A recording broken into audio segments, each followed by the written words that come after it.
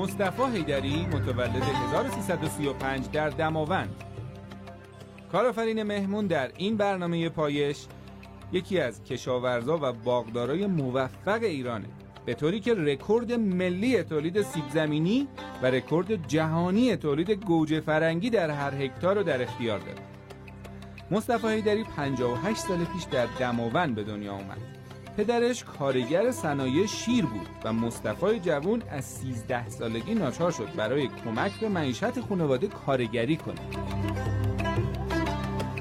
کارآفرین مهمون این برنامه پایش در جوانی به جبهه‌های جنگ رفت و بعد از دوران دفاع مقدس ابتدا به ساختمان‌سازی مشغول شد و بعد از گرد آوردن سرمایه مناسب زمینی در ابهر خرید و کشاورزی بسیار پر رونقی در اون منطقه راه انداخت.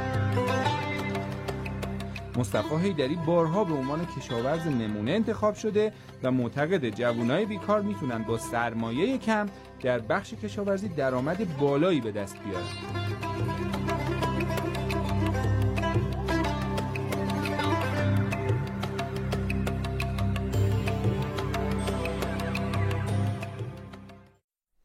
شب بخیر بینندگان عزیز. همونطور که حتما میدونید رسیدی به بخش کارآفرین این هفته. کارآفرین این هفته ما خیلی هم خوب حرف میزنه، هم سرگذشت جالبی داره و واقعا اگر میخواهید که از راههای کشاورزی و از راههای توسعه‌ای کارآفرین بشید، موفق بشید، من مطمئنم که ایشون حرفهای شنیدنی خوبی برای شما خواهد داشت. آقای حیدری حالا همنام ما هم هستن دیگه. خیلی خوش اومدین به برنامه پایش. به نام او که مرا آفرید، ضمن قدردانی از زحمات دوستان شما. البته من فرصت نمی کنم هیچ وقت تلویزیون نگاه کنم. عجب. و الان اتاق فرمان بودم، خیلی خوشحال شدم از این بابت. وقتی میبینم نوع برخوردها، رابطه‌ها رو بهتره، که چون انرژی منفی میگیریم اون موقع نمیتونیم خوب کار کنیم. بله. یه سوالی بود، شما نظرسنجی کرده بودید، مثل که دیشب بود که اعلام کردن سری اول برنامه‌تون، از مردم سوال کرده بودید که چه عواملی، نفت، چیزهای دیگه و کشاورزی. آره. مردم ببین چقدر شعورشون بالاست. رأی اکثریت به بخش کشاورزی بیشترین رأی آورده. از اینجا ما نتیجه میگیریم که مردم ما بسیار فهیم و با ارزشن، اما هیچ نیرویی برای به کار گرفتن این استعدادها نیست. و جناب دکتر حیدری، من اعلام میکنم تا روزی که توی این مملکت مسئولین مملکت نرسن به این درجه‌ای که نیروی انسانی سرمایه اصلیه، هیچ نتیجه‌ای رو نخواهیم گرفت. بله. خب آقای حیدری، بر ما بگید که با کشاورزی و باغداری چجوری میشه موفق شد؟ ببینید عموم ذهنیت جوانها، مردم اینه که اگه بخوان مثلا چه میدونم ثروتمند بشن، سرمایه گذار بشن، کارآفرین بشن، یا باید تاجر بشن، برن صادرات واردات کنن، برن از بانک مرکزی ارز ارزون بگیرن، جنس بیارن، جنس ببرن، یا نهایتا خیلی دیگه هنر کنن، برن یه کارخونه‌ای بزنن، یه سوله‌ای، خط تولیدی. اصلا کسی ذهنش به سمت کشاورزی نمیره یا کمتر میره. واقعا میشه از راه کشاورزی پول در آورد؟ شما چیکار کردید؟ خب من یه گلایه‌ای رو بکنم از شما. بله. من در سال 79-80 که شدم کشاورز برتر کشوری، وقتی اومده بودیم هفته کشاورز بود، وزارت کشاورزی دعوت کرده بود، شبش تو خونم تلویزیون داشتم نگاه میکردم، دیدم که یک آقای رو با چارپاش آوردن به نام جانعلی و سمطلا. این سمبل کشاورزی کرده بودن و مرتبا نشون دادن. مردم هم خوششون میاد، مشغولیات بود، ولی به من و خانواده‌ام که وارد بخش کشاورزی شده بودیم بسیار توهین میشد. خوشبختانه بعد از یه سخنرانی که ما اونجا کردیم، از شب بعدش دیگه کات کردم، خوب شد. دقت بفرمایید، ما یه داستان کوچولی از سرنوشت و تفکر خودم میگم که چرا اصلا به کشاورزی گرایش پیدا کردم. من در دهه 70 وارد ساخت و ساز شدم. دهه 70 اگه ملاحظه کرده باشید، الان سود در ساختمان سازی 20-25%، اونجا 450 تا 500% بود. یعنی بنده 10 میلیون میدادم، یک در واقع 1000 متر زمین میخریدم، 20 میلیون خرج میکردم، میفروختمش مثلا 180 میلیون تومان. یعنی به عبارت بین 450 تا 500% سود. وقتی رفتیم دومیشو بخریم درسته که 180 میلیون فروختیم، 200 میلیون دیدیم باید 140 میلیون حالا پول زمین رو بدیم، 150 میلیون هم هزینه کنیم. عملا این اتفاق میافتاد که ما 100 میلیون بدهکار میشدیم. به این نتیجه رسیدم که توی این مملکت انقدر بی در و دروازی داره عمل میکنه اقتصاد که سود 500% هم افاقه نمیکنه. آقای دکتر، من 1 سال تحقیق کردم. 1 سال تحقیق که من میکنم به جرئت میگم چون اثبات کردم، شما یک دانشگاه از رئیسش تا انتهای دانشجوهای نخبهش رو بذارید تحقیق کنه، شاید نمیتونست به اون نتیجه که من رسیدم برسم. من در صنعت، تجارت، فروشگاه، هر نوع کسب و کاری، مرغداری، دامداری تحقیق کردم، دیدم نه اون سوده که منو ارضا کنه نیست. در قسمت باغداری مدرن و با قدرت بالا به این نتیجه رسیدم که اگر سریع میخوایی اقتصاد قوی داشته باشی بخش باغداریه، که اینو اثبات کردم، دیگه ادعا نیست. ولی این پیشنهاد رو به کسانی میکنم که وارد این برنامه میخوان بشن. صحبت از بانک، وزارت کشاورزی، حمایت اگر بخواد بشه که اینا حمایت کنن، مطلقا نکنید، وارد این قضیه هم نشید. بانک های ما مخصوصا بانک کشاورزی سیستمش بازدارنده است. ظاهرا یه بانک برای ضد تورمی و تخصصی کار کنه. این آقایون مدیرانشون الان یه سالن‌های ویدیو کنفرانسی زدن در استانها. باور کنید، من به مسئولینشون خیلی دوستانه گفتم، اینا دائم اینجا جلسه میذارن که این مردمی که بیرون هستن یک مشت آدمای فلان پولخور فلان، حتی فلان هم هستن، فقط زنجیر و قفل دارن میبافن. ای کاش یک اندکی شم اقتصادی میداشتن که این ضربه اصلی رو به خودشون برمیگردونه. وقتی اقتصاد رو در کشاورزی نابود میکنه، بانک خودش فلج میشه. دقت کنید، من یک طرحی رو به وزارت گرفتم، تهیه کردم، به این نتیجه رسیدم از سال 85 که اومدم روی تولید، مشکل اون حلقه زنجیره مفقود شده رو پیدا کردم. کشاورزی اولا در کشور این آماره، یعنی میتونیم بگیم که وزارت کشاورزی هیچ کار نکرده. دقت کنید، در جهان سیب بین 90 تا 100 تن حداقل تولید در هکتار، این آمار وزارت کشاورزیه. 14 تن و 200 کیلو، یعنی به نوعی حتی پول و برقشو در نمیاره. حالا من خدمت شما عرض کنم، وقتی وارد بخش کشاورزی شدم، با بررسی هایی که کردیم، تحقیق هایی که کردیم، امام رحمت الله علیه یه جمله رو یادمه میگفت، گفت غربی ها با شتر بیابان های ما رو گشتن، ثروت های ما رو بردن. توی این تحقیقات به اینجا رسیدیم. فرض بگیرید پایگاه ایسمالینگ در انگلستان، بیس اول پایه های سیب مالین که امروزه با توناژ بسیار بالا و پرقدرت تولید میکنه از کشور ما رفته. گوجه فرنگی رو من وارد بخش کشاورزی شدم، گفتن یه نوارای تپی هست، حالا به صورت قاچاقی هم حتی وارد میشد، اون موقع اجازه نمیدادن. چرا؟ من با این نوار تپ اومدم کاشتم، الگو رو گرفتم از اون نوع اسپانیایی ها و اروپایی که میکارن. این گوجه رو وقتی که من کاشتم، اومدم نگاه کردم، دیدم دلچسبم نیست، چون تحقیق کرده بودم کشاورزای ما وقتی سیفی رو میکارن یه خاک پشتش میدن، اونا فقط با دستگاه میکارن و نواری همین رو میاد آب میده. به دلیل اینی که ما آوردیم این کار سنتی رو تلفیق کردیم با این کار مدرن، آقای دکتر رکورد جهانی گوجه فرنگی رو یا آقای استیو از مشاورای وزیر کشاورزی اسپانیا اومد اینجا بازدید، ولی معاون وزیر از وزارتخونه تا اونجا نیامد مزرعه منو. ایشون میگفت 165 تن دست ماست، اونم در اسپانیا نه در مراکش کشت میکنن. من با یه تکنیکی که همون سنتی خودمون هست به این تلفیق کردم، 210 تن شد. آفرین. این ثبت جهانی داره. ثبت جهانی کجا؟ تو کشور ما با من. پارسال که سال گذشته بود، سرما زده بود باغ من رو. من برای اینکه کارگرها یخ نکنن، چون همه کارگرام استخدامی هستن، آوردم گفتم یه مقدار گوجه بکارین، در صورتی که اصلا مخالف خیلی از سیفیجات هستم ها، یعنی اصلا توجیه نداره. آوردم کاشتم، با یه تکنیک دیگه روش زدم به 240 تن. به مسئول کشاورزی استانم زنگ زدم، گفتم آقا تشریف بیارید، من رکورد خودم رو 30 تن دیگه بالاش زدم. کارشناساش اومدن، من غیر مستقیم به ما گفتن که آقا، گفتن اصلا این دیگه دروغه. اون اومد این دیگه دروغه. بعد که دیدن اینجوری رفتن فردا برای تبلیغات خودشون آوردن دوربین و فلان اینا. من خدمت شما عرض کنم در بخش باغداری مدرن، یعنی اگر این چیزی که وزارت کشاورزی داره حمایت میکنه که چی نابود اصلا وارد نشیم، ولی بیان از خبره‌هایی چون ما و امثال ما که بسیار هستن، کشاورزی کشور ما 80%ش حتی نصف پول برقش هم پاس نمیکنه، یعنی باید از دور خارج شه. میمونه یه بخش 20%ش که فعالن، پویان، امثال بچهای دماوند، امثال بچهای در میانه ارومیه دارن فعالیت میکنن، این 20% دارن میچرخونن. ما یک جوان وقتی میخواد ثروتمند شه تحصیلاتشو کرده، به جای اینی که بیاد بره بشه کارمند داره کشاورزی یا کارمند بانکی یا فرض نهایت بره قطعه موبایل بفروشه، اگر وارد شه مثل ما رو الگوی خودش بکنه، در 1 هکتار نمیگیم 140 تن 130 تنی که ما تولید کردیم، 70 تن تولید کنه.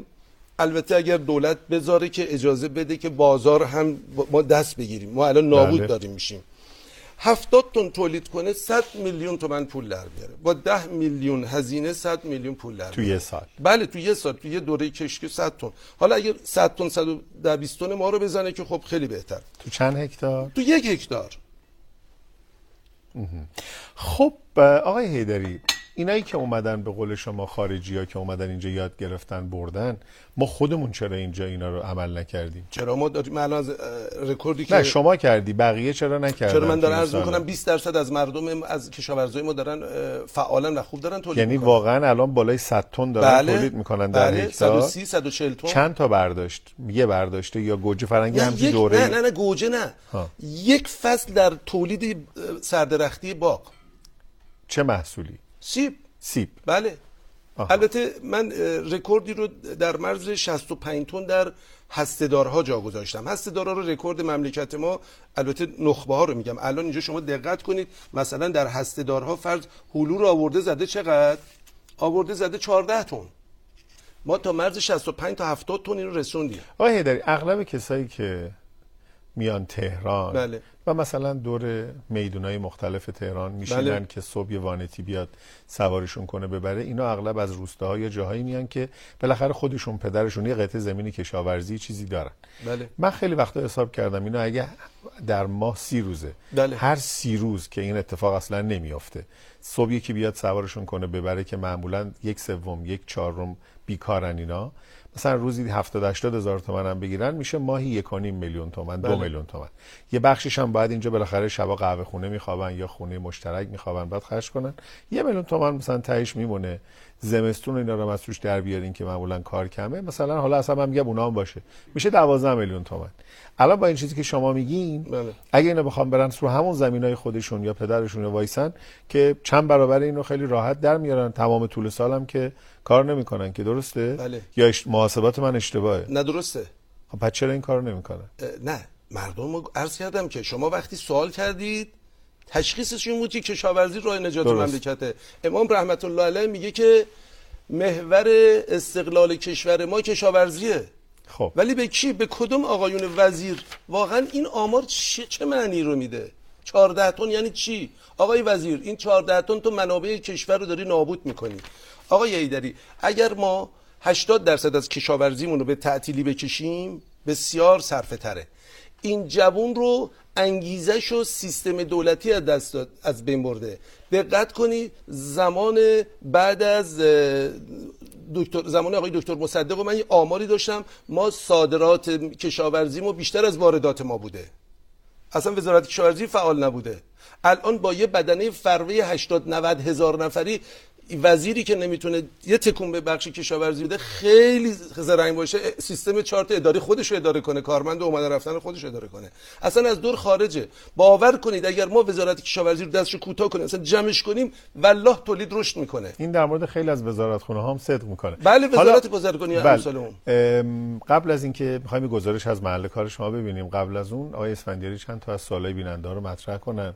شما هم جواب بدین آقای اسفندیاری. بله من یک دو تا پیامک اول بخونم قبلش. آقا مرغو فعلا ول کنید دیگه. میگه فرستادن مرغدارا خروسا رو چیکار میکنن؟ مرغ تموم شد، قسمت اول برنامه. اما سوالای الان گفتن که رفتم از بانک کشاورزی وام بگیرم گندم بکارم، میگه اصلا ما وام نمیدیم. پس اعلام کنید بانک کشاورزی کارش چیه در این وضعیت کشاورزی. 0917 40 74. اما یه بیننده دیگه هم گفته که کشاورزی یعنی خودکفایی، تحریم هم نداره، روی تپه میشود کاشت مثل نخود. 0936 24 06. اما سوالا رو بذارید بپرسم.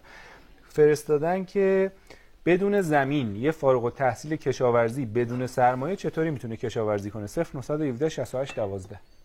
من اون قسمت اول سوالو که رفته بانک کشاورزی، نه اون سوال نبود، اون گلایه بودی، گفته رفتی. خب من توضیح بدم چرا این گلایه رو میکنه. آقای دکتر، اصلا سیستم بانک مخصوصا بانک طوری شده وقتی میری از تولید و فلان حرف میزنی اصلا احساس میکنه حالشون به هم داره میخوره، اصلا دیگه حاضر نیستن به تولید و زمین و کشاورزی. مگه بانک تخصصی کشاورزی نیست؟ نه، تجارت خونه. ببینید مشکل اینه، شما در هر حکومتی یه سیستمی به وجود میاد هندلینگ کنه یه سیستم دیگری رو، اصلا بحث انتفاعیش باید از بین بره. بانک کشاورزی باید یه سیستم ضد تورمی رو بیاد حمایت کنه. الان نه فقط یه بنگاه اقتصادی برای خودشون فکر میکنن. اصلا من الان یه هلدینگی رو میخوام چیز کنم که بلکه بتونیم بازار کشاورزی رو نجات بدیم، در هر مؤسسه‌ای با هر مؤسسه‌ای میری صحبت میکنی اصلا چندششون میشه وقتی صحبت میکنی از تولید بازار یا فلان اینا. اما شما الان اعلام کنید گندم میخوایم وارد کنیم، هزارها میلیارد پول کله میشه. رابطه های غلط هست. بله اصلا بانک کشاورزی یا هر جدا از بانک کشاورزی، حالا داریم زیاد حمله بانک کشاورزی میکنیم، همه دوستان منم هستن. وام گرفتید ازشون؟ نه اصلا بحث وام نیست. الان اتفاقا میخوان الان بهم بدن برای هولدینگی که میخوام، گفتیم نه اصلا دیگه نمیدن. بانک 80% انرژی رو از بین میبره.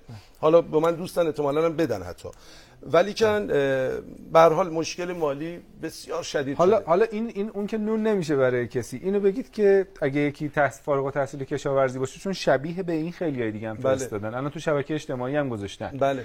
حالا بعضیا با پولای مثلا یکی با 30 میلیون نوشته، محمد از قم نوشته با 30 میلیون چه کار میشه کرد با رشته حسابداری، اینو یزدیان گذاشته. این که کسی پول نداره، فارغ التحصیل کشاورزی زمین هم نداره هست. ببینید به هر حال یه دفعه 0 و نمیشه یه شب رفت. بعد از 13 سالگی کار کردم دیگه. این آقا میتونه به عنوان کارگر وارد یه مجموعه‌ای بشه، یه کشاورزی که نمیدونه بلد نیست تولید، واقعا اگر دانش آموخته بخش کشاورزیه کارگری کنه، بعد یواش یواش بهش یاد بده که آقا اینجوری کن بهتر بشه، خودشو تعمیل کنه در واقع به اون صاحب زمین، بعد بیاد به صورت شراکت باهاش کشت کنه، بهش نشون بده که آقا من 2 برابر میکنم تولید تو رو، 3 برابر میکنم اما زینف میشم.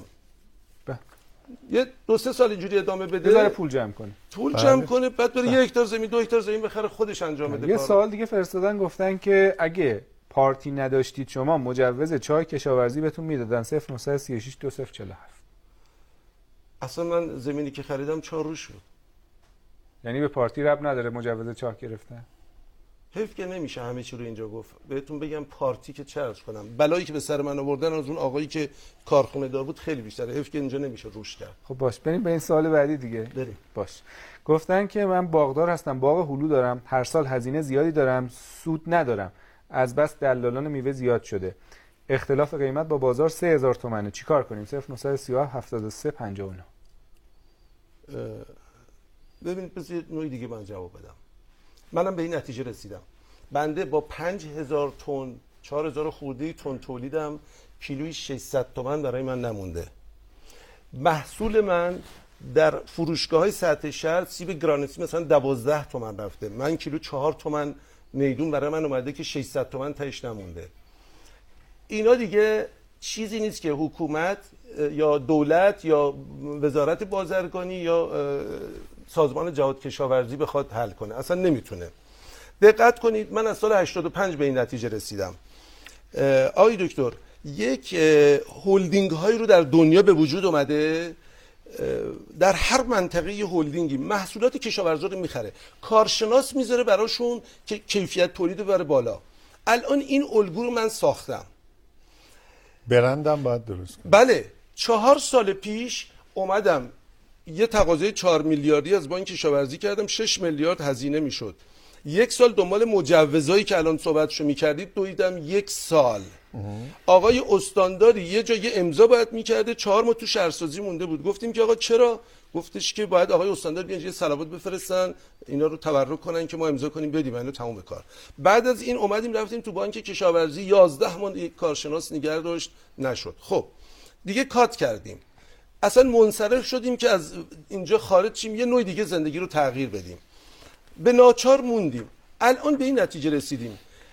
دقت کنید بین تولید تا عرضه‌ای که مصرف کننده میشه بین 3 تا 4 برابر میشه، در صورتی که در دنیا 1 به 1. یعنی هزینه تولید تا پشت بازار میشه یک هم هزینه فروشه. دقت کنید در استرالیا مثلا یه تحقیقی ما کردیم، $2 میوه رو به طور متوسط خرید میکنن، $4 فروش میره. به این شکل این $2 که داره میفروشه 50 سنت برای کشاورز میمونه، منصفانه است. $1 هزینه بسته‌بندی و حمل و نقل میشه، 50 سنت هم برای فروشنده سهم نه هولدینگه که جمع‌آوری کرده، 50% هم سهم چیز میشه، 1 به 1 میشه. ما این معادله رو میخوایم تو این کشور پیاده‌اش کنیم. الان یه نیاز مالی داریم. آقای مهندس طماسبی معاون وزیر کشاورزی لطف کردن گفتن آقا بیایید ما میدیم. آقای خسروتاش معاون وزیر بازرگانی گفتن میایم. گفتم آقا اصلا اگه از کانال بانک بخواد بشه مطلقاً این کارو اصلا نمی‌کنم، چون 80% انرژی میذارم چون دیگه نمیتونم کار کنم. حالا دقت کنید ما می‌خوایم به یه ترتیب بذاریم البته با کارشناسای خودمون. در فاز 3 اگر ان شاءالله موفق شیم ما باید 150 نفر کارشناس فقط خودمون داشته باشیم دیگه، یعنی قطع کنیم وزارت کشاورزی رو.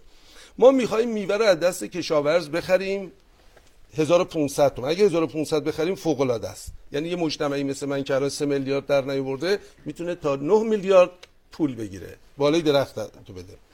بعد این اتفاق میفته که $1 مدرن ترین بسته‌بندی دنیا رو، حالا اینجا جاش نیست که من دارم که نشون بدم، مدرن ترین بسته‌بندی هایی که در اروپا، آمریکا و استرالیا و جای دیگه میشه رو ما روی این عملیات انجام بدیم با سردخونه حمل و نقل تا پخش موزگی دم فروشگاه یا دم خونه ها هم حتی ما بدیم. این مجموعه میشه 4 تومن میشه اینو عرضه کرد که بین 10 12 8 و 9. و اگر این اتفاق بیفته ما کل یارانه‌ای که دولت داره میده به مردم ما 40,000 میلیارد میشه، درسته؟ ما 1 کیلو 3 تومن، این 17 میلیارد تونی که ما کم داریم تولید داریم در کشور رو کیلو 3 تومن ارزون کنیم میشه 51,000 میلیارد، یعنی 11,000 میلیارد بالای چیزی که دولت. یه گزارش ببینیم از محل کار آقای حیدری ببینیم که چی کار